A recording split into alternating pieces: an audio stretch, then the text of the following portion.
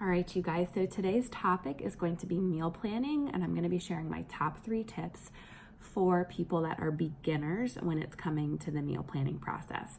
So my first tip is to start small.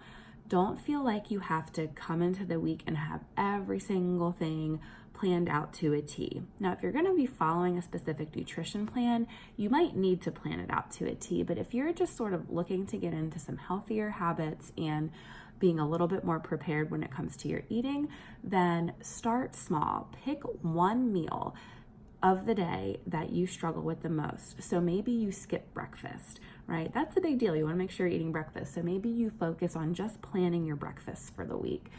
Maybe you eat out at lunch a lot while you're at work.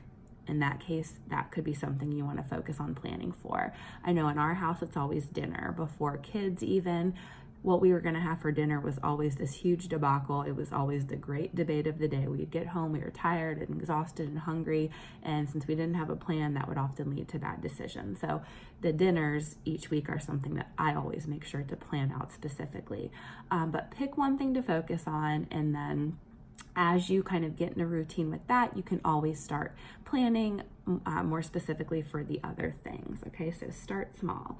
The second thing is to keep it simple. So whatever it is you're planning, if it's breakfast, lunch, dinner, snacks, everything, whatever the case is, don't overcomplicate it. So I know sometimes it's easy to get sucked into finding all these amazing recipes and like getting pulled into Pinterest and just wanting to try all these new things all at once. But keep it simple, right? If you overcomplicate it, if you try to do too much at once, you might just get overwhelmed with it and throw in the towel anyway. So maybe pick, like if you're wanting to try new recipes, maybe pick one recipe that you want to try, like one new recipe to try every single week. Set some small goals like that. And also, if you are doing something like trying new recipes, make sure it's realistic for you, right? It's fun to try new fancy recipes now and then, but if you look at a recipe and there's a million ingredients that you usually never have, and it's gonna take 2 hours to prep and this and that, right? Is that gonna be something realistically that even if you enjoy it, are you actually gonna be doing it that often, right? So I'm all about finding like the quick, realistic, delicious, healthy meals that I can, that I can realistically bring into the rotation and that we can use often. So keep it simple. And then the third thing is to write it down. Okay, I know for me, when I have it down in writing, it makes me stick to it a lot better. So shortly after kind of getting back on track with our healthier eating habits after becoming parents, we started using this little board. Very simple, I got it off Amazon, but what I'll do is I'll write out our dinners for the week. Like I said, that's the meal that we struggle with the most. So I will write out what we're doing for dinner. Usually it involves, one of those nights is usually eating out, but we plan that and we're intentional about it.